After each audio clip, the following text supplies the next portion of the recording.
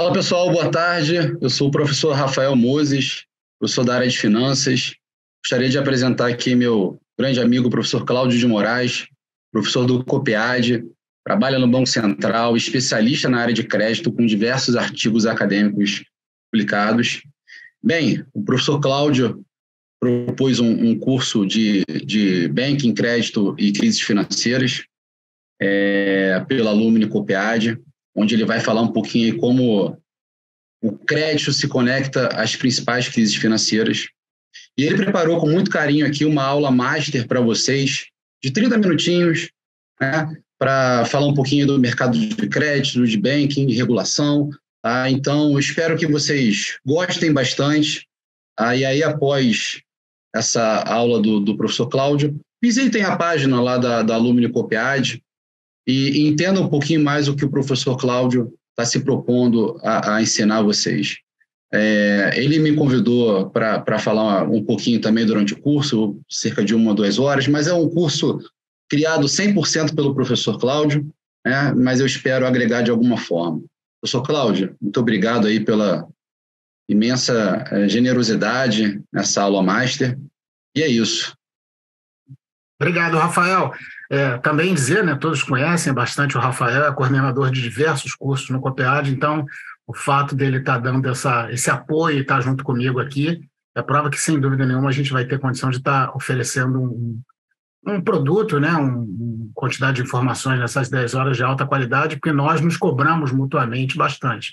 Então, eu vou ficar aqui, conduzir essa aula, agradecer mais uma vez ao professor Rafael por ter feito essa apresentação, e nesses próximos minutos aí vamos estar juntos, tendo um panorama total do mercado de crédito. Obrigado, Rafael, pela apresentação, e agora é comigo, deixa comigo. Eu que agradeço. Um abraço. Abraço. Então vamos lá, pessoal. Vamos lá, vou já sharear a minha tela. Como o Rafael disse, né, eu trabalho no Banco Central, tenho bastante experiência em docência, principalmente na pós-graduação, tem bastante pesquisa, várias revistas cujo tema central da minha análise sempre foi crédito, banking e crises, porque há uma conexão muito grande entre esses 3 assuntos. Vejo uma carência muito grande, eu tenho até colocado isso no meu LinkedIn, nos cursos. Isso é uma coisa do Brasil, isso é uma coisa internacional. Quando nós vamos nos Estados Unidos, em vários países europeus, nós percebemos que os mestrados, os cursos de pós-graduação e mesmo graduação dão um destaque muito grande ao mercado financeiro, dando ferramentas de análise que permitam aos alunos se desenvolverem e melhorarem o próprio funcionamento do mercado financeiro de uma maneira geral. Então, sendo muito honesto, a proposição desse curso é tentar fechar esse gap que existe aqui no Brasil. Eu faço isso no mestrado do COPEAD, eu também dou aula no mestrado da Cândido Mendes, então eu tento fechar esse gap, trazendo as minhas experiências do Banco Central, claro, e também contribuindo no Banco Central com tudo aquilo que eu venho trazer da academia. Isso tem ocorrido de forma sistemática, eu consigo fundir esses 2 mundos, o mundo profissional com o mundo acadêmico, de uma forma muito bem sucedida. E claro, né, eu não trabalhei só no Banco Central, trabalhei no mercado financeiro, trabalhei com análise de crédito, então eu tenho bastante experiência prática e acadêmica. E antes de abrir, é muito importante a gente entender que separar esses 2 mundos é um erro tremendo. Espero que daqui em diante, cada vez mais, a gente perceba que um acadêmico só é útil se ele conseguir enfrentar questões práticas, e um profissional só é útil se ele conseguir inovar com metodologia, assim como se verifica na academia. Então vamos lá, nessa nossa aula aqui de menos de 30 minutos, a gente já consumiu parte desse período aqui. Para quem conhece crédito, para quem conhece análise de crédito, às vezes parece algo comum, porque o crédito participa, ele está ao redor da nossa vida o tempo todo, todos os momentos a gente ouve falar de crédito, mas é um assunto extremamente misterioso porque é pouco tratado com devido rigor. Aqueles poucos que tratam com devido rigor trabalham nessa visão que eu chamei de microeconômica tradicional, que são os modelos de crédito. Os modelos de crédito, de análise de crédito, eles são modelos divididos em 2 tipos fundamentais. Os modelos que nós podemos chamar aqueles que estão e que nós usamos uma quantidade enorme de massa de dados, que são os modelos que vão produzir um credit scoring, ou seja, que usam estatísticas, às vezes eles são um pouco black box, né, uma caixa preta, mas para aqueles que trabalham na área de modelo, eles são modelos que são possíveis serem revisitados por meio de backtest, então são modelos modelos quantitativos. E os modelos mais tradicionais, e os quantitativos derivaram deles, são os modelos julgamentais. Que modelos julgamentais é esse? São modelos que nos orientam como que um guidance e métricas são necessárias a analisar para verificar duas informações preciosas. Se a empresa em questão, ou a pessoa física em questão, ou o país em questão, ele tem condição de receber um crédito, ou seja, a probabilidade de default, de inadimplência dele, ela é baixa o suficiente para ser aceita pelo seu nível de risco. Em segundo lugar, qual o volume, qual o limite máximo a permitir operar com essa empresa, esse país, essa pessoa física. Então, essas duas dimensões do crédito, elas sempre são analisadas por esses, principalmente, dois tipos de modelos. Grandes empresas, quando lançam, por exemplo, debêntures ou mesmo operações de crédito de grande monta, grande volume, elas são inevitavelmente analisadas de forma julgamental. A análise julgamental também usa aspectos quant, mas principalmente o analista precisa traçar uma análise de longo prazo na trajetória das empresas. Já quant é mais aplicado a crédito massificado, aquele crédito pessoa física, que nós verificamos uma certa similaridade em termos de comportamento do candidato, do devedor. Claro que essas operações elas têm características diferentes, mas o que se assemelha nas duas, seja a pessoa física, seja a pessoa jurídica, seja a grande empresa, é o ambiente macroeconômico. E esse é a grande questão, e esse é o grande gap de conhecimento que nos falta nos cursos de economia, nos cursos de finanças, nos cursos de administração de contabilidade. Conseguir, de alguma maneira, associar o ambiente macroeconômico com a trajetória de crédito. Porque o aspecto micro, mencionado anteriormente, ele, em certo sentido, ele é oferecido em alguns cursinhos específicos, mas o aspecto macro não. E aí fica-se dependendo da experiência de profissionais de crédito, e no Brasil o que a gente está verificando, e eu verifico isso empiricamente nas conversas que eu tenho no COPEAD Finanças, no mestrado do COPEAD e mesmo no Alumni, um grande gap geracional. Pessoas muito antigas, que são oriundas de um mercado de crédito que é até bem diferente do que é hoje, tem uma profunda experiência, uma profunda expertise, mas muito mais um feeling propriamente dito do crédito, e os jovens que são quant, que têm análise na veia, capacidade analítica na veia, e que entre essas duas gerações tem um loss in translation, né? Tem um gap informacional aí. E esse tipo de curso que eu quero oferecer, ele tenta auxiliar isso, nesse gap informacional. Por quê? Porque tem muita oportunidade nesse mercado e a gente já vai ver daqui em diante. Mas o principal é o seguinte, mesmo que você atenda a requisitos de gestão para conduzir uma carteira de crédito de forma extremamente refinada do ponto de vista técnico, essa conexão crédito, banking e crises, ela vai se mostrar em determinados momentos, como a gente está vendo recentemente nos Estados Unidos. Então, o crédito bancário, ele é a razão de todas as crises financeiras. Até a crise de 29. Eu lá no LinkedIn, eu postei um vídeo, eu gosto muito daquele filme, Too Big to Fall, porque ele demonstra o lado do regulador, o lado do supervisor.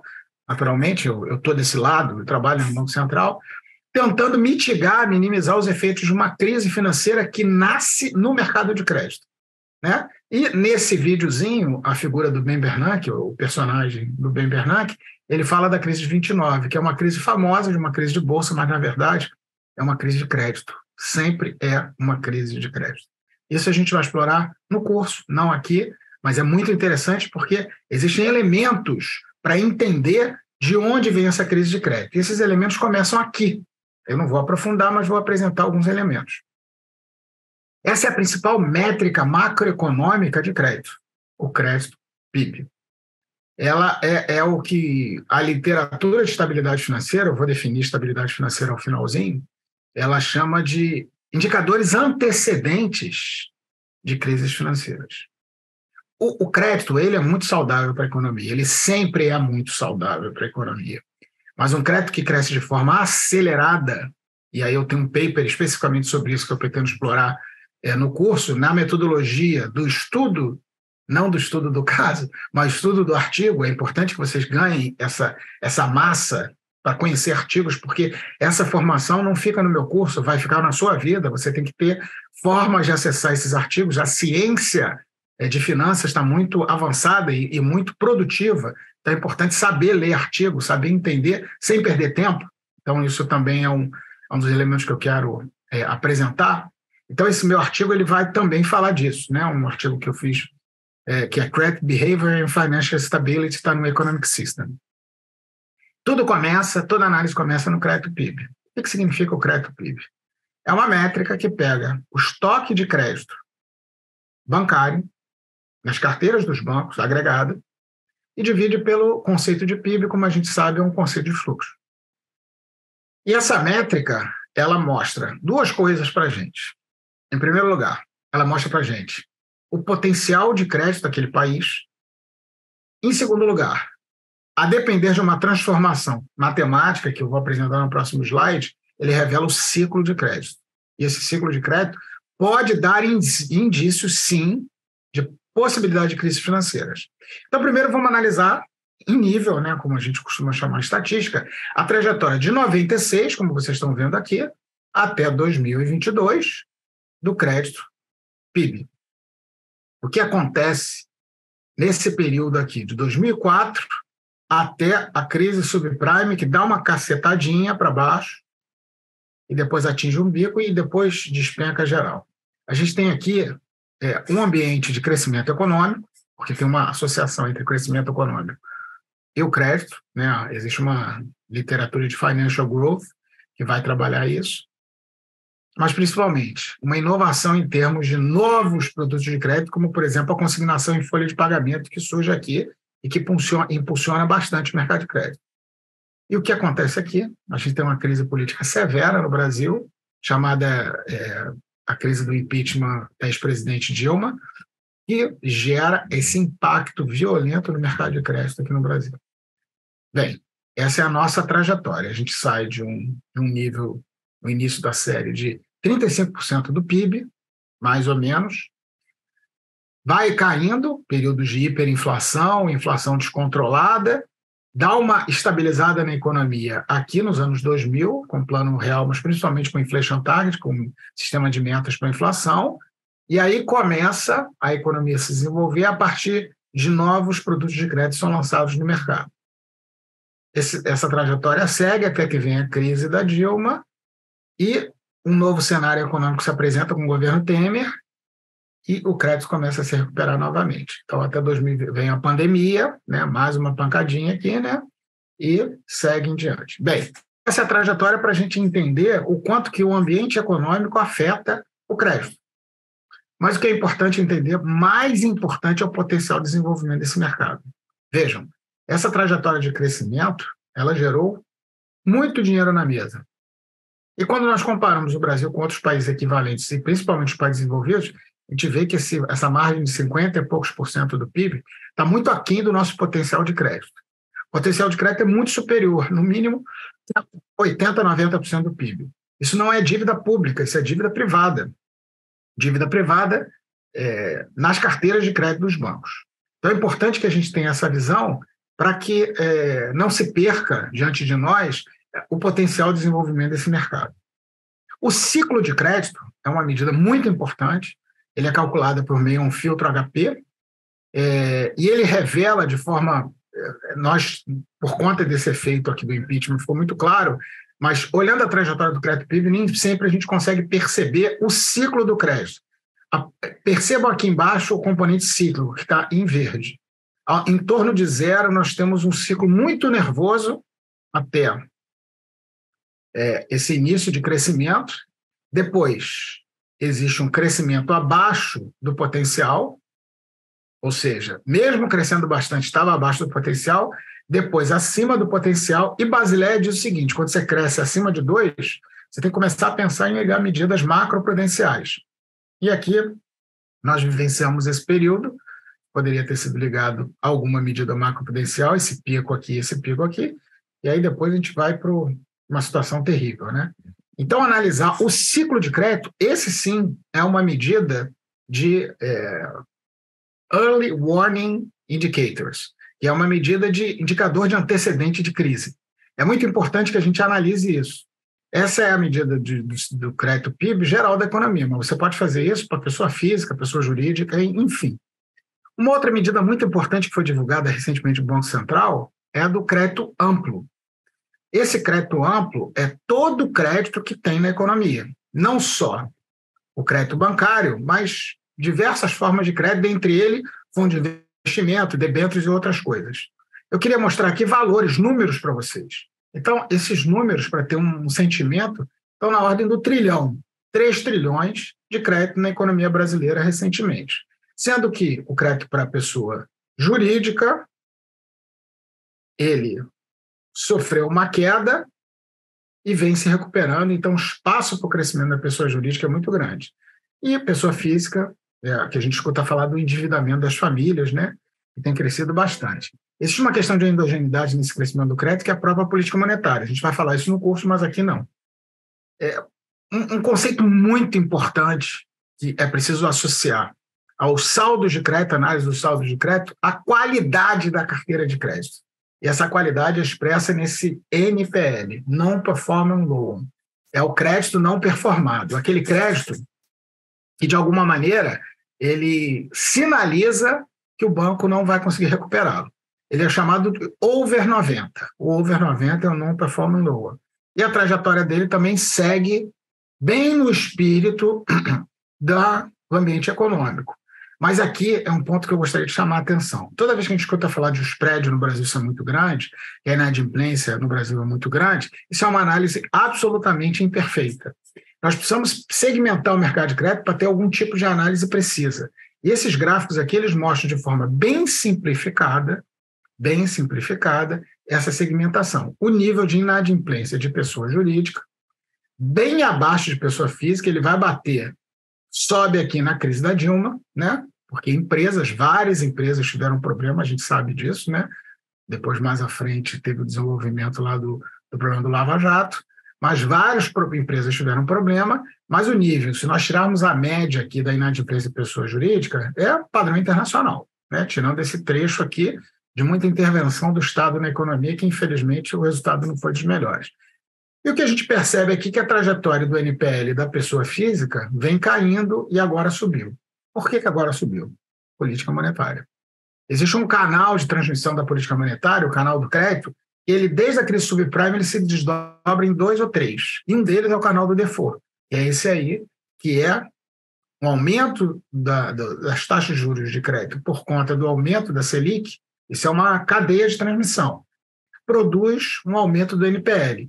E isso preocupa o policymaker, porque o NPL hoje, internacionalmente, ele é visto como uma medida de estabilidade financeira e precisa ser observada pelos gestores, não só dos gestores de carteira, mas por todos. E o que, em geral, os gestores fazem aqui no Brasil, e aí eu digo isso empiricamente até por conversas, esperam surgir o NPL. Amigos, esperar surgir o NPL é uma medida inadequada. Você tem que tomar suas medidas de antecedentes ao perceber uma subida de taxa de juros da política monetária, o aumento da velocidade do crédito. Então, todas essas estratégias de gestão de crédito nós vamos tentar discutir no curso. Tá? E, por fim, aí dando um pequeno toque, e a gente vai avançar nisso, sobre o comportamento de bancos, porque crédito, bancos e crise, não tem como fugir dessa realidade. Os bancos, para conseguirem fazer essas operações bancárias, eles fazem intermediação financeira. E para fazer intermediação financeira, eles têm que ser gestores de liquidez. E aí, mais um toque. Embora seja um curso que o crédito acaba tendo destaque, mas olhar segmento bancário, analisar esse segmento bancário é fundamental, porque ele também é um antecipador, é um indicador antecedente de crise. Se os bancos começam a ter uma situação ruim, a qualidade do crédito produzido ali naquela máquina vai ser deteriorada ao longo do ciclo econômico. Então, é importante observar o comportamento dos bancos. Se eles estão mantendo níveis de liquidez adequado, se eles estão gestão de risco adequado, os relatórios bancários são muito transparentes, principalmente dos grandes bancos. E, claro, se eles mantêm risco de crédito adequado, a gente até tem visto aí na mídia anúncios de volume de provisões bancárias, que são o valor que os bancos recolhem, eles próprios, recolhem contabilmente da sua carteira, né, provisionam da sua carteira para suportar provisão de devedores duvidosos, suportar eventuais dívidas de devedores duvidosos. Então, esses são os bancos que estão em um ambiente extremamente complexo, que vem avançando cada vez mais, e a gestão de maturidade de prazo desses bancos é importante. Crédito também é gestão de prazo e maturidade. Então, as séries temporais do Banco Central são importantes para nos mostrar como analisar isso, nós vamos analisar no nosso curso.